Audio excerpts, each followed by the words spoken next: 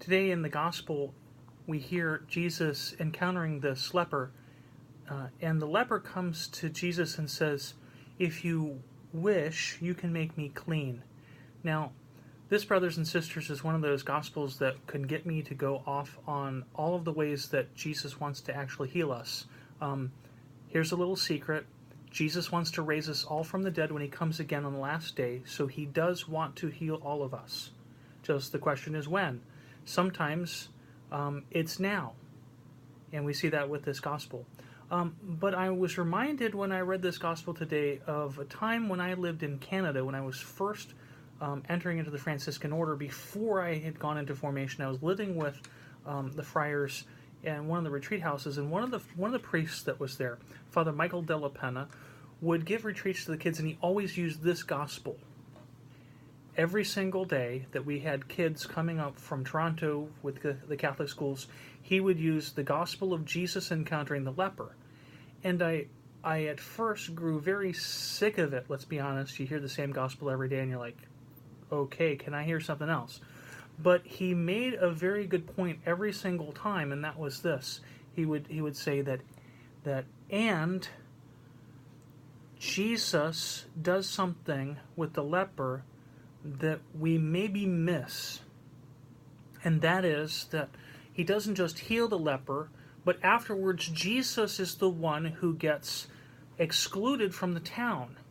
Because so many people are now coming after Jesus, he literally has to remove himself. Prior to being healed, the leper was the one who was excluded.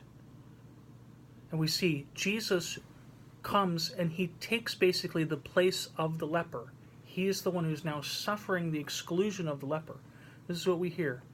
We hear that the report about him spread the more, and great crowds assembled to listen to him and to be cured of their ailments, but he would withdraw to deserted places to pray, just like the leper.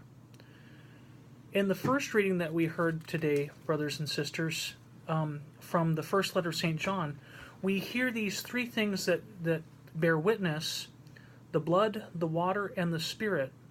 And I want to say that similar to the way that Jesus takes the place of the leper, Jesus also takes our places in three ways. We could say that he substitutes for us.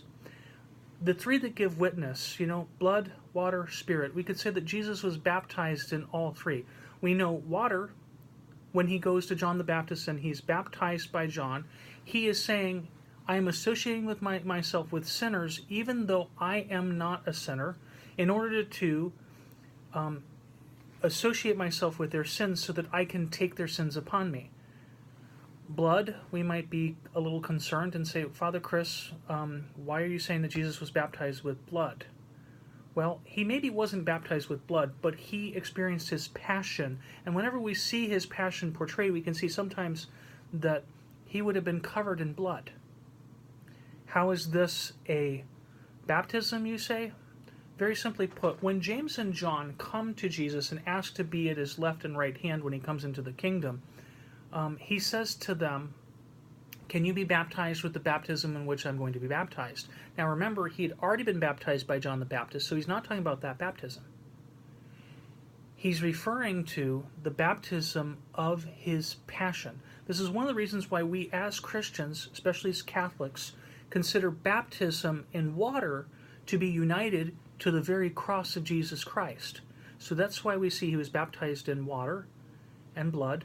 And the third thing that gives witness, the Spirit. He was baptized in the Holy Spirit. This is one of the things that should surprise us. At his baptism, the Holy Spirit comes upon Jesus in the form of a dove. And you might want to ask, well, isn't Jesus the second person of the Trinity? Isn't the Holy Spirit also with him too already? So why is the Holy Spirit coming upon him? It's very simply put, the Holy Spirit is coming upon his humanity in a particular way so that when Jesus takes our humanity to the cross and dies in our place, so that our baptism is a true entrance into his passion, we can receive also what he received, and that is the Holy Spirit, the power of his resurrection. These are the three things that give witness. And by the way, we can see these three things too in our sacraments of initiation.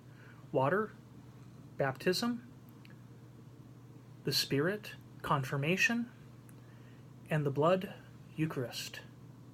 So, brothers and sisters, we see Jesus has come to take our place, not just to suffer what we suffered, but he also comes to take our place, receiving from the Father the outpouring of the Holy Spirit, so that by uniting himself to us, we too can walk in the fullness of the Holy Spirit that Jesus obtained in his humanity.